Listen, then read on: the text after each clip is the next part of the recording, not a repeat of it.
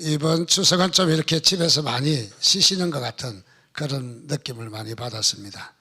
특별히 이번 추석의 키 포인트가 뭘까 생각해 봤는데 데스형이더라고요. 데스형.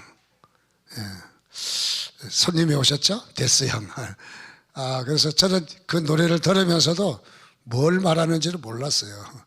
그래서 가만히 보니까 소크라테스를 줄여서 데스형이라고 그러는데, 아주 이번에는 유행가지만은, 대체적으로 유행가는 저도 뭐 공연한다고 해도 그 공연할 때에 방송 나올 때 안 봤거든요.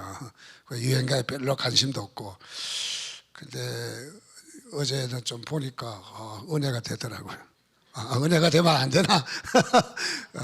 뜻도 있고 인생도 있고 깊이도 있고, 내가 봤던 가수가 아니다 그런 생각이 들었어요. 느끼하고 자만하고 뭐 그런 가수라고 생각했는데 그 노래 가운데 인생이 있더라고요. 인생이. 그래서 어떻게 또 데스형까지 이렇게 또 데리고 오셨는지 참 재밌는 바로 그런 시간이었던 것 같습니다. 한번 따라할까요? 오직 예수. 이때도 힘차게 하셔야 합니다. 오직 예수가 그렇게 힘없는 존재가 아닙니다. 오직 예수, 예수 능력, 예수 십자가, 예수 부활, 예수 승리. 얼마나 좋은 말들입니까? 우리 주님 생각하면 정말 긴장이 되고 흥분이 되잖아요. 흥분이. 그냥 나태하고 좌절하고 또 어쩌면 많이 이렇게 힘든 가운데 있다가도 예수 하면은 힘이 막 쭉쭉 솟아나잖아요. 특별히 이거 미국이라는 사회는 참 특이한 사회입니다. 굉장히 자유롭고 방정하고 또 뭐라고 할까, 좀 이렇게 자유로운 그런 나라 이렇게 생각하지만은 또 한편으로 생각하면 미국이라는 나라가 또 정말 이 기독교 또는 예수라고 말하면은 저는 어려울 때, 9.11 때나 또 요즘 또 코로나 때문에 어려울 때 미국 교회는 기도하러 많이 모아든다는 거예요. 기도하러.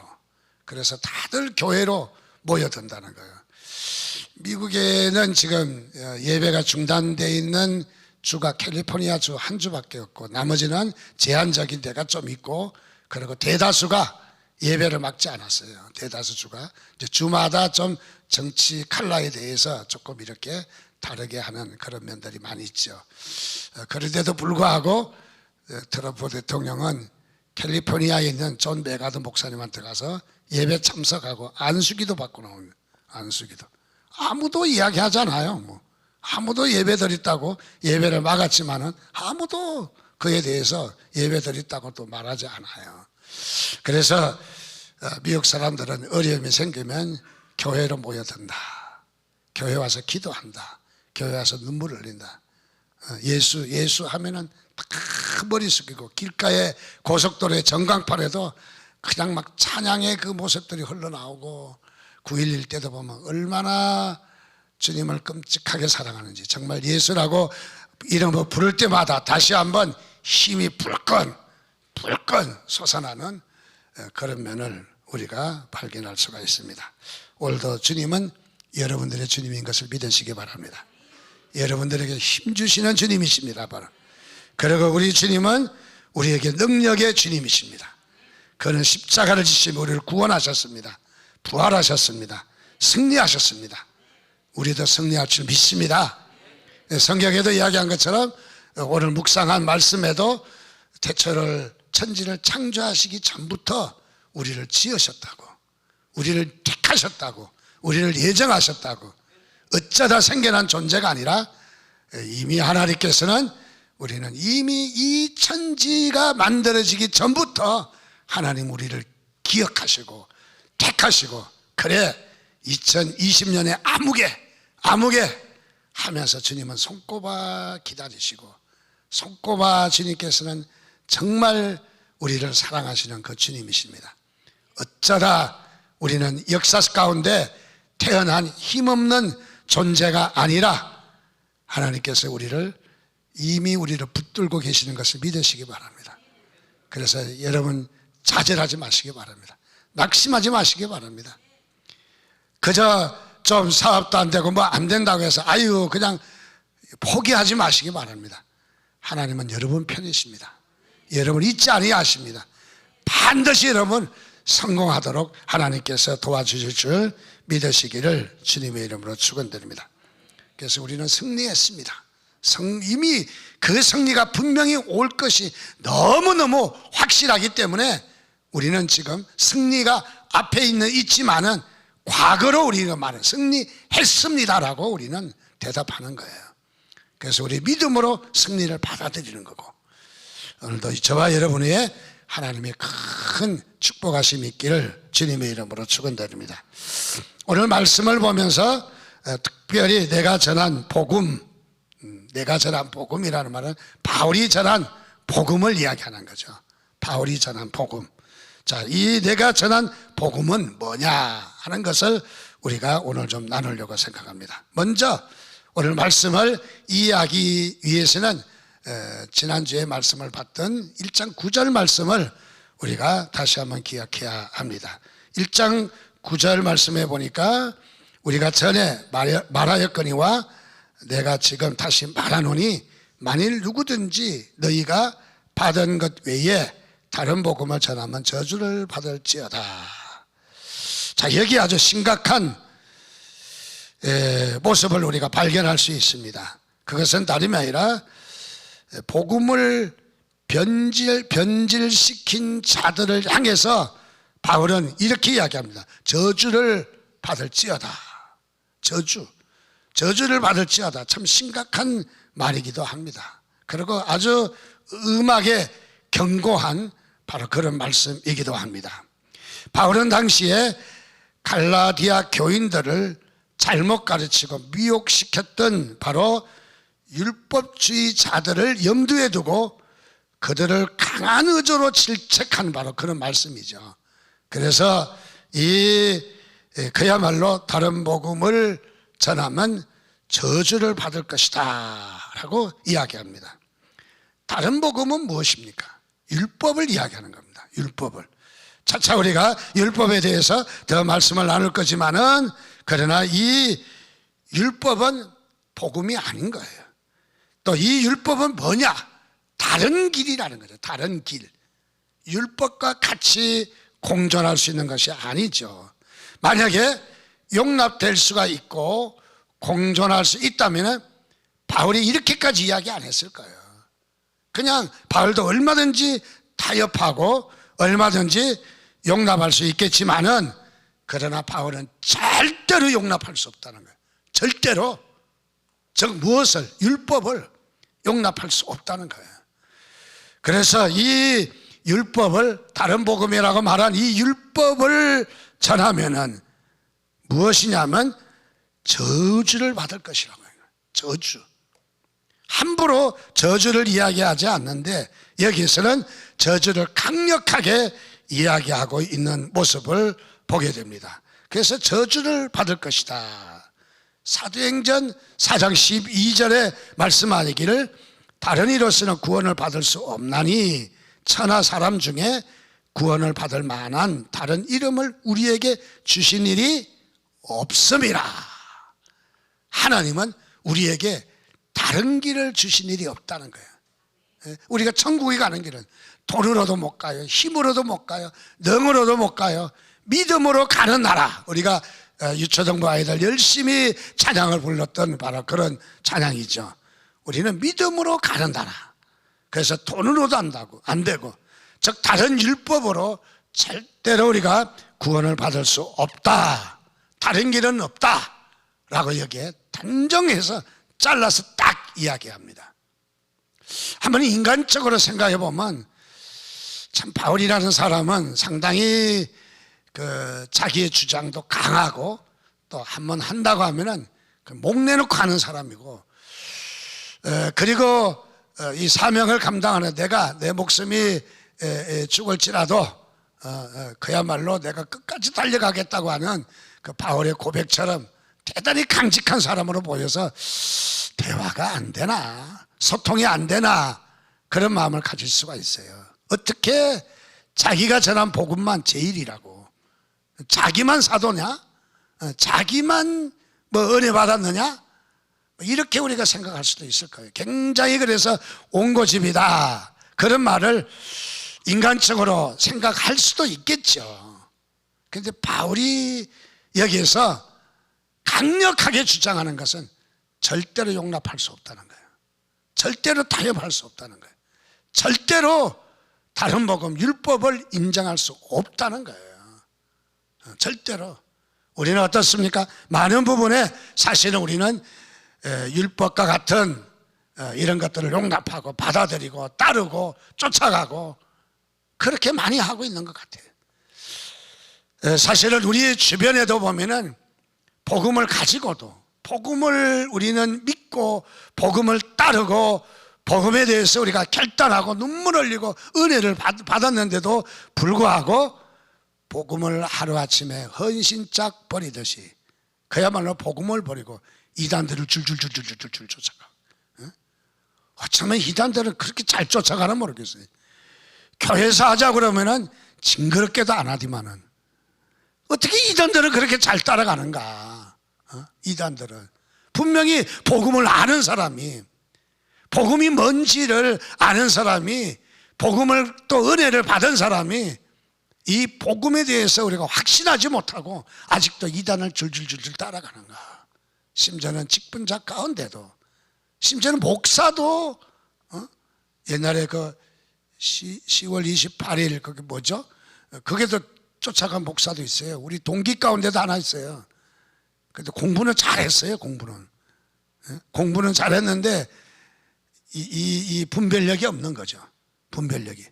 그래서 목사가 돼서 그 10월 28일 그게 맞다고 쫓아가서 한참 하다가 그야말로 학교에서 뭐 쫓겨났죠. 그냥 뭐. 학교 다니면서도 그런 목사들도 있더라고요. 자, 그래서 이 다른 복음을 전하면 저주를 받을지어라고 아주 강력하게 이야기한 것을 봅니다. 사실은 바울은 그렇게 자기의 의견만 주장하는 앞뒤 막힌 사람은 아니에요. 바울은 어떤 사람이냐? 성경에 보니까 오늘 1장 11절과 12절 보니까 형제들아 내가 너희에게 알게 하노니 내가 전한 복음은 사람의 뜻을 따라 된 것이 아니니라. 이는 내가 사람에게서 받은 것도 아니요 배운 것도 아니요 오직 예수 그리스도의 계시로 말미암은 것이다. 여기 보니까 제일 먼저 쓰인 말씀이 형제들아 라고 이야기했어요. 형제들아.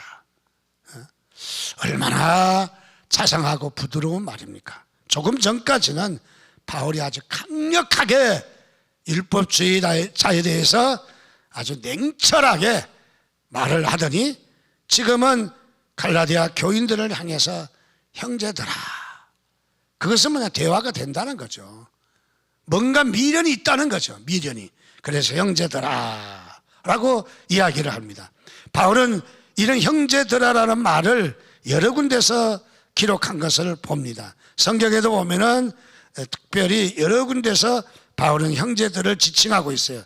3장 15절에 가서도 형제들아, 그리고 4장 12절에 가서도 형제들아, 또 더 나가서 4장 28절에도 형제들아, 또 4장 12절에도 형제들아, 5장 11절에도 그 외에 여러 군데 이 성경 갈라디아서 성경을 보면 형제들아 라고 말을 했어요.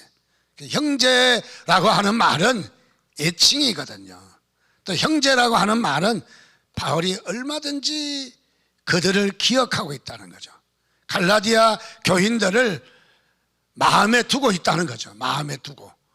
갈라디아 교인들을 향해서 아주 강하게 뿌리친 것이 아니라, 아주 외면하고 싹 잘라버린 것이 아니라 마음이 열려있다는 것을 이야기하죠. 열려있다. 그래서 이것은 애칭이죠. 애칭을 바울이 사용을 했다. 이것을 볼 때 바울은 강직한 사람이 아니라 얼마든지 대화가 되는 사람이다.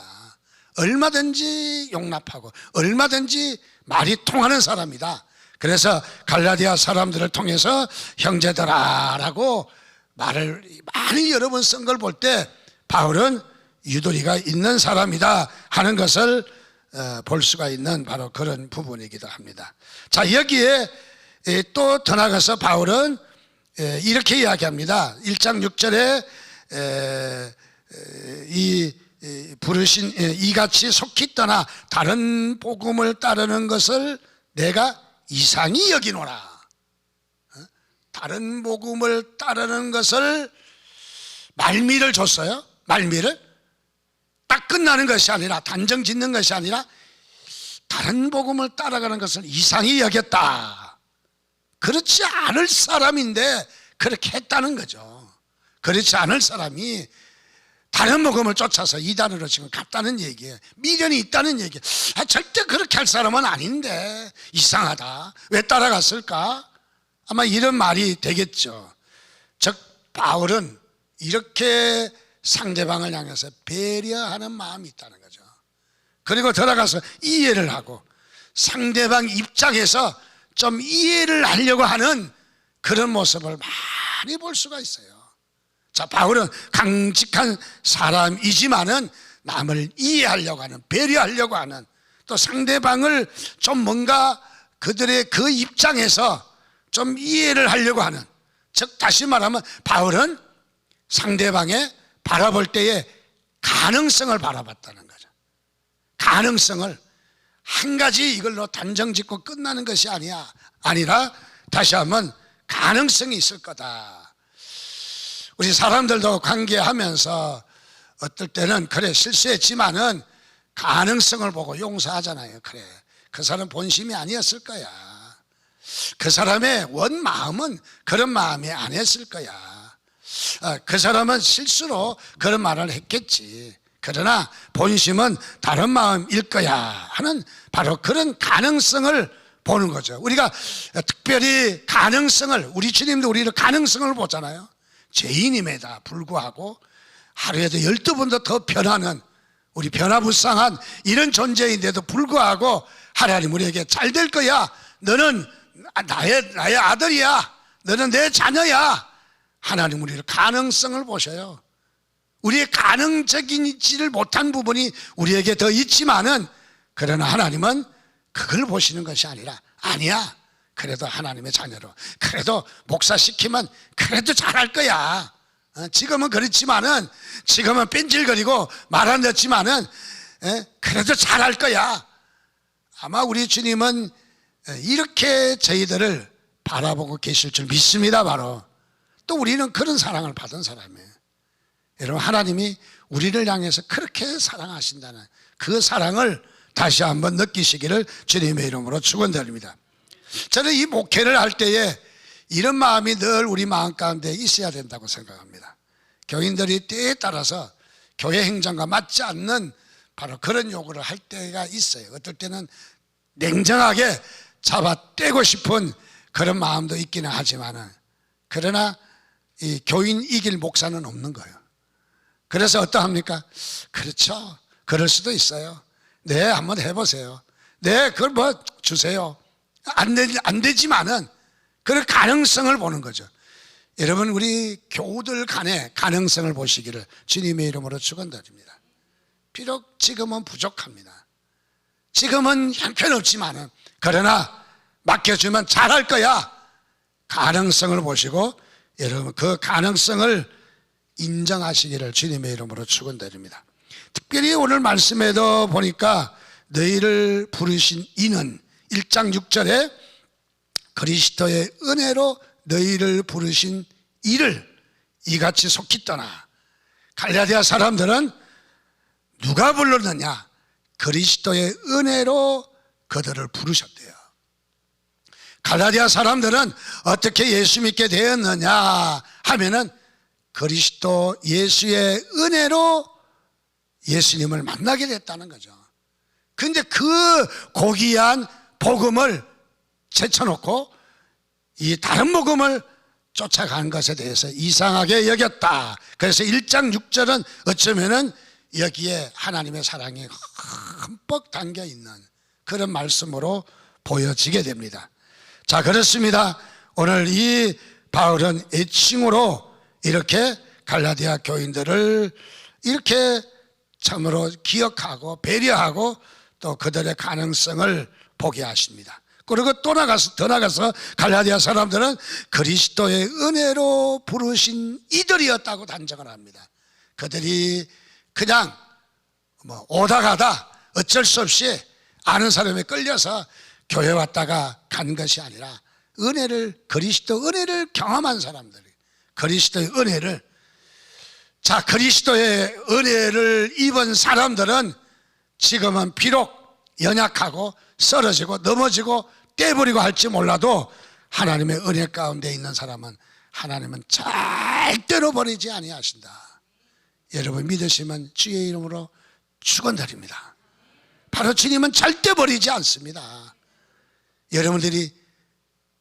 여러분들은 팔자가 지옥 갈 재주가 없는 사람이에요.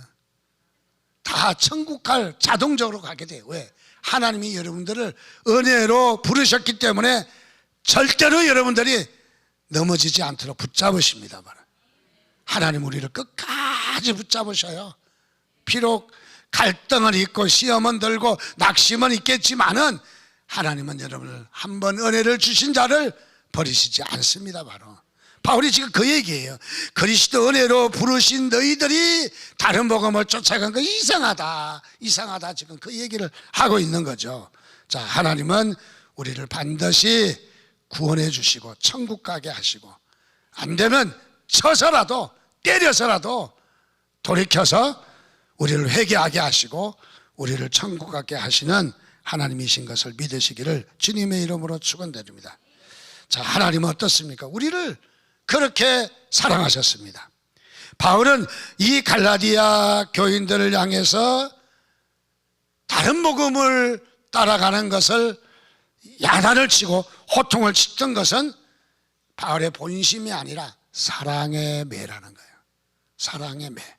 부모가, 선생님이 아이들을 종아리를 때리고 아이들을 다루는 것은 이 잘못된 길을 가지 말라라고, 반드시 너는 아픔을 통해서 기억하라, 이 길을 가지 마라, 다시는 이 길을 가지 마라 하고 아이들을 채찍을 하는 거죠. 사랑의 매죠. 돌아오라고 사랑의 매인 것이죠. 바울은 여기에 순진한 갈라디아 교인들을 미혹한 이 율법주의 자들에게서 바로 돌아올 것을 믿고 확신하고 있었어요.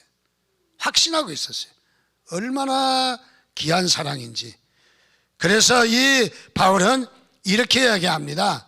또 더 나가서 1장 6절 말씀 보니까 너희를 부르신 이는 이를 이같이 속히 떠나 다른 복음을 따르는 것을 내가 이상하게 여겼노라. 다른 복음은 없나니 다른 어떤 사람들이 너희를 교란하여 그리스도의 복음을 변하게 하려 함이라.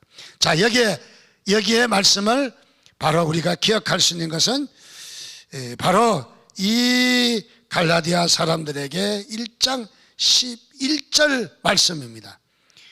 1장 11절의 말씀은 내가 너희에게 알게 하노니 하는 말씀이 있어요. 알게 하노니. 이것은 뭐냐면 내가 너희들이 알게 하겠다, 그 말 아니에요? 그러니까 여기에 바울은 지금 뭔가 감춰져 있는 것을 알려주려고 하는 의도가 있는 거예요. 제가 자세하게 설명드리죠. 무엇입니까? 그것은 알게 하려고 하는, 지금 잘 모르는 것을 가르쳐 주려고 하는 바울의 의도가 있는 말인 것을 발견합니다. 그래서 내가 너희에게 알게 하노니 그랬습니다. 알게 하노니. 그것이 뭡니까? 내가 전한 복음은 사람의 뜻을 따라 된 것이 아니다. 그럼 뭐요? 율법주의자들의 주장은 무엇이냐면 그들도 그리스도는 인정을 합니다. 그러나 더 나가서 할례를 받아야 된다. 할례를. 또 더 나가서 율법을 지켜야 된다. 율법을 지키지 않고 어떤 이런 규칙들을 지키지 않는 것 구원받을 수 없다. 행위로 구원받는 거죠. 행위로. 그래서 지금 바울이 말하고 있는 것은 내가 너에게 알게 하는 건데, 그것은 뭐냐?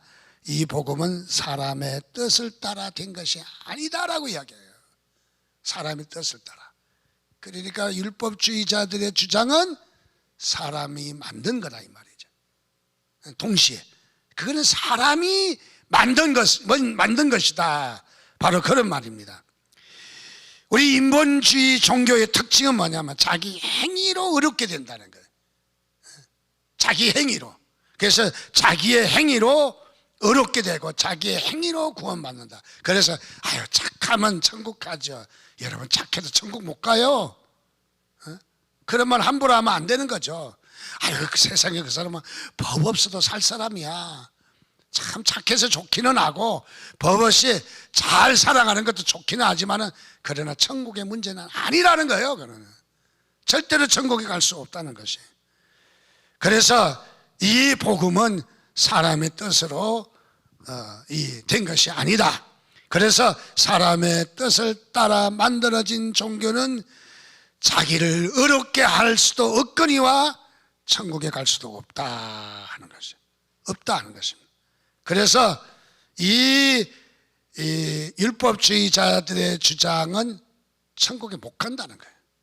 천국에 못 간다. 그걸 주장하고 그걸 따르면은 천국에 못 간다. 반대로 하는 말은 천국에 갈 수 있는 것은 오직 믿음으로요. 이런 믿으시면 아멘 하시기 바랍니다. 여러분 이 믿음으로 천국 가니까 기독교인들 뭐 괜히 어쩌면은 너무 쉬운 거 아니야 이거? 뭐 좀 믿었다고 뭐 대수로운 게 뭐 있어? 이렇게 이야기할 수도 있겠죠. 근데 아닙니다. 여러분 주님께서 십자가에 달리셔서 피 흘려 죽으시고 그분이 고난받으시고 그분이 죽으시고 부활하신 사건이 얼마나 큰 사건인 줄 아세요? 여러분이 의롭게 사는 일보다 더 중요한 거예요. 죄 없이 여러분들 율법을 다 613가지를 다 지키는 것보다도 더 중요한 것은 뭐냐? 예수 그리스도의 십자가의 부활의 사건을 여러분 믿는 것. 이 믿음이야말로 진짜 믿음인 거예요. 이 믿음으로 이제 절대로 우리는 양보할 수 없는 믿음이에요. 너무 쉽게 여러분 그렇게 하면 안 되겠죠. 추석을 지나셨는데 한번 우리 가상의 이야기로 한번 이렇게 한번 이야기하겠습니다. 추석이 되었습니다. 그리고 서울에 살고 있는 딸이 바로 부모님 댁으로 내려가게 되었습니다. 어머니께서 음식을 잘 만들어 두어서 아주 맛있는 음식을 많이 만들어서 딸을 기다리고 있었습니다. 그런데 이 딸이 내려왔어요. 어머니가 딸을 보자마자 얼마나 반가워서 이렇게 이야기합니다. 얘야 어서 오너라. 잘 왔다.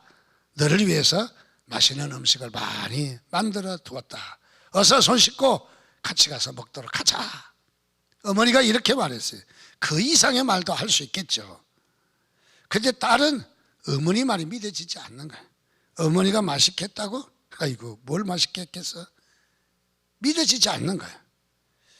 그리고 어머니가 무슨 음식을 만드셨다고 그래요?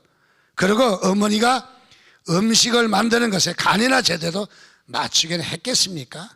제가 손을 봐야 맛이 나겠죠 하고는 부엌에 들어가서 음식을 끓여서 간을 다시 맞추고 찍어 먹어보고 이리 뒤집고 다시 뭐 이렇게 추가하고 덜쳐보면서 음식을 다시 요리를 했다고 생각해 봅시다. 그러면 어머니의 기분이 어떻겠어요? 비록 어머니가 좀 짜게 했을지라도 비록 어머니가 간이 좀 맞지 않았을 때는 딸이 맛있게 먹어준다면 얼마나 기쁘겠어요. 근데 딸이 명절에 내려와서 한다는 말이 어머니의 요리 솜씨를 무시하잖아요. 무시해요. 그러고는 뭔가 딸이 추가를 해야 돼. 소금도 더 넣고 양념도 더 넣고 더 넣어야 돼. 무엇을 이야기합니까? 저는 이 딸과 어머니의 음식을 이야기하는 것이 아니라 예수님께서 오늘 우리에게 이렇게 말씀하셨습니다. 십자가 위에서 내가 다 이루었다. 내가 다 이루었다. 무엇입니까? 구원의 문제는 다 끝냈다는 거예요. 근데 저 딸들이 서울에서 와가지고 서울에서 뭐 조금 고급 음식을 맛봤는지는 몰라도 뭔가 추가를 해야 되겠다는 거예요. 추가를. 이것은 무엇이냐? 주님께서 이미 구원을 다 이루어 놓은 것에 대해서 율법주의자들은 마치 뭔가 자기들이 더 해야 된다고 생각하는 거예요. 더 해야 된다. 그래서 예수님이 하신 일을 믿지 못하다는 거예요. 예수님이 하신 일을 완벽하게 다 신뢰할 수 없다는 거예요. 소금을 좀 더 넣어야 된다는 거죠. 뭔가 더 행해야 된다는 거죠. 우리의 행동으로, 우리의 행위로 우리가 뭔가 더 추가를 해야, 그래야 맛이 더 날 것이라고 생각하는 바로 이런 말이죠. 그래서 율법주의자들은 주님의 십자가 위에서 말씀하신 데가 다 이루었다를 믿지 않는 거예요. 그러니까 십자가 사건을 안 믿는가? 아니면 십자가 사건을 믿는다 할지라도 제한적으로 믿는 거죠. 제한적으로. 그러니까 얼마나 잘못된 길인가를 보여주는 거예요. 아니 그까짓 그 율법 하나 더 지키자는데, 안 지키자는 게 아니라 지키자는데, 그 지키자는 걸 뭘 그렇게 또 이렇게 뭐 분석을 하고 또 아니다고 해야 되고 따져야 되고 그렇게 해야 되느냐? 아니라는 거죠. 그래서 믿음 외에 율법이 필요 없다는 거예요. 율법은 우리의 죄를 깨닫게 하는 거지 율법이 우리를 구원하는 거 아니라는 거예요. 다시 말하면 저와 여러분들은 행위로 구원받을 수 없다는 사실입니다. 여러분, 구원받기에 예수 그리스도의 십자가의 사건이면 넉넉하다 믿으시면 아멘 하시기 바랍니다. 이것만 충분하다. 그러면 우리가 어떻게 해야 되겠어요? 그 믿음의 이 십자가의 사건을 믿음으로 말미암아, 이 복음인데 이 복음만 가지면 된다는 거예요. 복음만 딱 가지면 된다는 거예요. 그러니까 우리에게 복음에 자꾸 뭘 가지려고 합니다. 뭘 가지려고 합니까? 복음 외에 다른 것을 가지려고 합니다. 12절 말씀에 가서는 뭐라고 이야기냐면, 이는 내가 사람에게서 받은 것도 아니요 배운 것도 아니요 오직 예수 그리스도의 계시로 말미암은 것이다. 이 복음을 바울은 어떻게 섞게 됐느냐? 바울은 세 가지를 이야기합니다. 첫 번째와 두 번째는 부정적인 말로 시작합니다. 내가 사람에게서 받은 것도 아니요, 부정적인 말이죠. 사람에게서 받은 게 아니라는 거예요. 두 번째, 배운 것도 아니요 라고 해요. 배우지 않았다는 거예요. 세 번째, 이것은 뭐냐? 오직 예수 그리스도의 계시로 말미암은 것이다. 바울이 지금 전하고 있는 복음은 사람에게서 받은 것도 아니고 배운 것도 아니고, 어떻게 알게 됐느냐? 예수 그리스도의 계시로 알게 되었다. 저는 이 말씀을 확신할 수 있는 게, 오늘날까지 목회를 하면서 어떤 분은 처음으로 그분에게 찾아가서 예수 그리스도를 영접시킵니다. 따라서 기도하세요. 그래서 십자가에 죽으신 것을 믿습니다. 나의 주 나의 하나님을 믿습니다. 이제는 주님을 위해서 살겠습니다. 예수님의 이름으로 기도합니다. 아멘 하고 나서 질문하니까 세상에 너무너무 잘 알아요. 예수님이 십자가에서 누구를 위해서 죽으셨나요? 물으면 나를 위해서 죽으셨죠. 나를 위해서. 나에 대한 죄가 무엇일까요? 내가 예수님을 믿지 않는 게 죄죠. 아니 10년 교회 다녀서보다 더 잘 알아? 어떻게 이렇게 잘할까? 예수 그리스도를 영접할 때에 주님께서 영으로 가르치신 거예요. 영으로. 오늘도 우리가 예수 그리스도가 나를 위해서 죽으셨다, 십자가에서 죽으셨다는 말을 설명을 하기는 하지만은 제 설명으로 믿어지나요? 제 설명을 해도 믿어지지 않아요. 아무리 큰 소리 해도 귀에 들어오지도 않는다, 이런 사람도 있을 거예요. 그런데 성령님이 나를 믿게 하시는 거예요. 성령님이.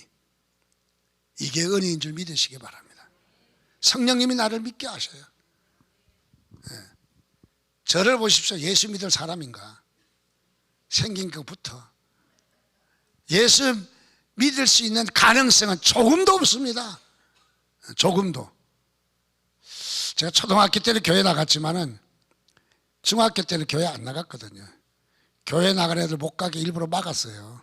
사도 바울처럼 막지는 않았지만은, 야, 그 뭘 가냐? 알아? 아이고, 뭐 맨날 가냐? 한 번 빠지면 어떠냐?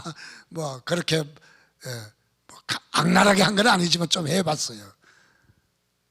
예수 믿을 수 있는 사람이 아닌데 주님께서 우리를 믿게 하신 것은 성령님의 은혜인 줄 믿으시기 바랍니다.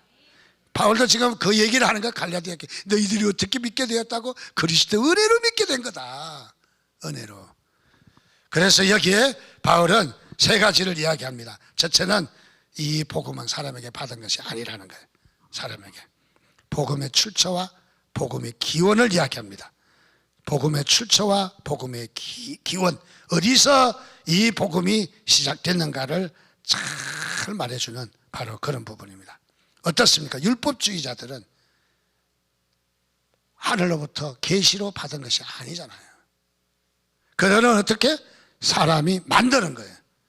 하나님 말씀을 최고라고 하면서 하나님 말씀을 연구하며, 대부분의 유대인들은 조상의 유전을 섬기고 전통을 따르고 또 더 나아가서 종교적인 규범을 따르고 이런 일을 따랐습니다. 그래서 이들은 가져야 될 복음은 가지지 아니하고 세상 것을 가지게 되었어요. 세상의 지식, 세상의 도덕, 윤리, 철학, 어떤 이런 것들로 무장되어 있고 유전으로 무장되어 있고, 그리고 더 나아가서 뭐라고 이야기하냐면 전통이 옛날에 그렇게 했는데 복음보다 전통이 우선이야. 우선 유전이 우선이야. 전에 내려오는 바로 이런 말들이 더 유전이 우선이야. 옛날에 안 그랬는데, 그러면서 그들은 성경을 하나님의 말씀이라고 말하지만은, 성경에 최고의 권위를 둔다고 말하지만은 피상적인 태도에 지나지 않는 거예요. 그래서 말씀을 말씀으로 받아들이지 않는, 그래서 인간의 유전이 더 앞선, 말씀보다도 복음보다도 이 유전이 더 앞서 있는 바로 그런 부분입니다.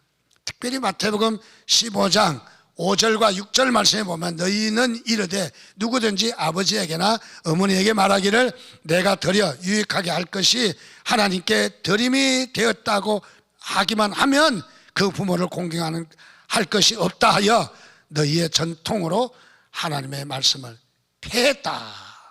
무엇이냐 하면 고르반 얘기거든요. 부모에게 공경하지도 않아. 돈이 있는데도 야 부모님 좀 섬겨, 부모님 좀 치료 좀 해드려. 그렇게 그러지 마라. 이건 하나님께 드릴 거야. 그러면 끝이야. 하나님께 드릴 거라면 아무도 이의를 제기할 수 없어. 아무도 평가할 수 없어. 하나님께 드리는 건데 하나님은 원하시지 않는 거예요. 여러분 예수 믿어도 부모 섬기시기 바랍니다. 이번 명절 때 다녀오셨죠? 안 다녀오신 분이 더 많을 거예요. 하나님을 믿어도 섬기라는 거예요. 가령 예를 들어서 이 예루살렘을 떠나 여리고로 가던 이 강도 만난 이웃을 보면은 제사장이 지나가고 레위인이 지나갔지만은 나는 제사하러 가야 되니까, 우리식으로 표현하면 나는 예배 인도하러 가야 되니까, 목사가 이거 피투성에 지금 만치고 이렇게 했다가는 뭐 피도 다 먹고 오늘 예배 안 되니까 안 되겠어. 그게 아니라는 거예요. 그런 전통에 매이면 안 된다는 거예요. 그래서 하나님의 말씀의 본질을 잊어버리고 본질을 놓쳐버리고 무엇을 하고 있다? 하나님께 바칠 거니까 내가 언제 부모에게 드릴 수가 있겠어 하고 말하면 다 되는 줄 아는 그 위선적인 행위, 잘못됐다는 거예요. 잘못됐다. 자, 그래서 이 율법주의자들은 바로 이런 하나님의 말씀을 전통으로 율법으로 유전으로 다 만들었다. 두 번째로 이 복음은 배운 것도 아니라는 거예요. 배운 거. 배워서 될 것이 아니라는 거죠. 배워서. 지금 율법주의자들은 배워서 그렇게 했습니다. 사실은 이 바울이 길기리아 다소 출생, 바리새인 중에 바리새인, 또 어떻습니까? 또 가말리엘 문화생, 최고의 학부를 공부한 그야말로 최고의 학파예요. 얼마나 대단한 거지. 우리나라 서울대학은 비교도 안 될 정도예요. 얼마나 대단한 바로 그런 가운데서 율법을 배우고 전통을 배우고 이런 형식적인 외식을 배우고 했던 사람입니다. 그런데 자신이 주장하는 것은 배워서 가르치는 게 아니라는 거예요. 배운 것이 아니라는 거예요. 사실 율법주의자들은 그렇게 평가를 했죠. 배워서 그렇게 한다. 또 자신이 옛날에 자랑을 많이 했으니까 바울 자신도 자랑하고 소문에도 의하면은 바리새인 중에 바리새인이요 가말리엘 문화생이요 그야말로 최고의 실력가니까 이런 말들을 많이 하니까 배워서 그렇게 됐다라고 이야기를 합니다. 그런데 여기에 이 바울은 강력하게 이야기합니다. 내가 그 모든 것은 배설물로 여겼다. 3장 7절 8절 말씀 8절에 보니까 또한 모든 것을 해로 여김은 내 주 그리스도 예수를 아는 지식이 가장 고상하기 때문이다. 가장 고상한 게 뭔지 아세요? 예수 그리스도를 아는 지식이. 여러분들 복음을 듣게 된 걸 감사하시기를 바랍니다. 예수 믿게 된 걸 감사하시기 바랍니다. 그냥 내가 어디 가서 동전 하나 줍는 정도가 아니라는 거죠. 복음을 알게 된 것은 가장 고상한 거라는 거야. 가장 고상한 거. 그래서 뭐라고요? 지금까지 자신이 알고 있던 율법 또는 유전, 전통 어떤 이런 모든 지식들은 다 해로 여겼다. 그리고 나서 8절 내가 그를 위하여 모든 것을 잊어버리고 배설물로 여기면 그리스도를 얻었다는 거죠. 뭘요? 유대교의 그런 모든 지식을 다 버렸다는 거죠. 지금도 유대교는 예수를 믿지 않잖아요. 이스라엘의 유대교는. 그래서 그걸 배설물로 여겼다. 절대로 뒤돌아보지 않을 배설물로 여겼다고 바울은 완전히 끝내버리는 바로 그런 모습을 발견할 수 있습니다. 그러면 이 바울은 이렇게 이야기합니다. 갈라디아서 1장 16절 17절 말씀에 보니까 그 아들을 이방에 전하기 위하여 즉 예수를 이방에 전하기 위하여 그를 내 속에서 나타내시기를 기뻐하실 때에 내가 곧 혈육과 의논하지 아니하고 또 나보다 먼저 사도된 자들을 만나려고 예루살렘으로 가지 아니하고 나보다 먼저 된 사도들을 만나서 무엇을 지키고 무엇을 배우고 그렇게 하지 않았다는 거예요. 어디로 갔다? 오직 아라비아로 갔다. 아라비아 광야를 지금 보여주고 있습니다. 아라비아 광야, 풀 한 파기 없는 아라비아 광야. 요즘 최고의 안식년이 뭔지 아십니까? 안식년을 발음을 잘못하면 안실년. 아직 이해가 안 되시나 봐. 그래서 안식년 간다면 안식년가 보죠? 목사들이 그렇게 이야기하기도 합니다. 안식년 가운데서 목사들이 최고로 치는 코스가 있어요. 그 코스가 뭔지 아십니까? 광야에 가는 거예요. 광야에. 우리 교인들도 광야에 한번 가봤으면 좋겠어요. 광야에 텐트 치고 먹을 양식 조금 주고 그러고 가서 일주일간 있으라고 그러면 오로지 바라봐도 하늘, 오로지 바라봐도 저 메마른 벌건 땅, 그늘 하나 없어. 기댈 데 없어. 의지할 데 없어. 이야기 나눌 데가 없어. 광야에서 처음에는 잠 실컷 자다가 나중에는 하나님밖에 찾을 길이 없다는 거예요. 우리나라에서 예수님이 태어났다면 주님 안 찾을 사람 많을 것 같아요. 왜? 조건이 많잖아요. 먹을 것 없으면 자연인 되면 또 먹을 것 있더만 또 뭐. 근데 유대 사회에 하나님 의지하지 않고는 의지할 것이 없잖아요. 그늘 하나도 없잖아요. 자, 그래서 바울은 다메섹에서 예수를 만난 다음에 제자들을 찾아가서 아부하고 배우고 선배님 한 것이 아니라는 거죠. 어딜 갔다? 아라비아 광야로 갔다는 거예요. 광야. 뭐 했다는 거예요? 광야에 가서 하나님과 교제했다는 거예요. 여러분, 최고의 영성이 뭔지 아십니까? 내가 하나님과 교제하는 거예요. 하나님과 교제하는 거예요. 주님, 그래요. 맞습니다. 네, 기도하고 교제하고 최고의 영성이에요. 자, 그래서 아라비아에 갔다고 이야기하는 것은 바로 사람에게서 어떤 제도나 사람에게서 어떤 갖춰진 전통을 배우러 가지 아니했다는 거예요. 그러니까 원래는 사도 바울이 사도가 될 수 있는 자격이 아니잖아요. 사도가 되려면은 예수님에게서 직접 배워야 돼요. 오리지널로. 그가 제자가 돼서 사도가 된 거죠. 사도 바울은 12 제자와 같이 직접 배우지 않았잖아요. 근데 사도 바울을 사도라고 꼭 해요. 왜 그럴까요? 다메섹 도성에서 주님을 만난 이후에 아라비아 광야에서 주님이 영으로 가르치셨어요. 영으로 가르치셨어요. 오늘 저와 여러분들도 하나님이 영으로 가르치시는 것을 믿으시기 바랍니다. 설교를 들어요. 성경을 읽어요. 성경을 필사해요. 또 들어가서 우리는 말씀을 들어요. 성경 공부를 해요. 그럴 때마다 여러분 이 성경을 통해서 유전이나 전통이나 율법을 찾지 마시기를 바랍니다. 어쩌면 현장에서 가늠한 여인을 붙잡은 유대인은 뭐냐 하면은 율법을 찾았잖아요. 율법이 잘못됐다는 거야. 그래서 주님께서는 죄 없는 자는 먼저 돌로 쳐라. 은혜를 이야기하는 거예요. 은혜를. 나도 이 자가 죄가 있지만은 하나님의 은혜를 말하는 것입니다. 자, 그래서 여기에 이 사도 바울은 영으로 주님께서 직접 자신에게 가르치셨다. 사실은 자기가 어떤 사람이요? 옛날에 교회를 핍박하고 교회가 없어져야 마땅하다고 잡아서 가두고 심지어는 외국에까지 가서라도 잡아서 끌고 옥에다 가둬놓는 아주 악질적인 기독교 방해자였어요. 심지어는 스데반이 돌에 맞아서 죽는 일에 가표를 던지고 당연히 그렇게 해야 된다고 하고 그랬던 사람이에요. 그런데 자기가 핍박하던 교회를 보니까 눈이 열려졌어요. 영안이 열려졌어요. 그게 이단인 줄 알았는데 교회가 무엇이냐면 바로 복음이에요. 복음. 저는 오늘 저와 여러분에게 말씀을 나누고 싶은 것은 여러분 말씀을 대할 때 하나님의 음성인 줄 믿으시기 바랍니다. 우리 말씀을 하나의 형식으로 대하지 말라는 거죠. 말씀을 어쩌면 우리의 어떤 전통이나 어떤 그런 것보다는 말씀을 대할 때 살아계신 하나님의 계시로 믿으시기 바랍니다. 그럴 때 어떻게 해요?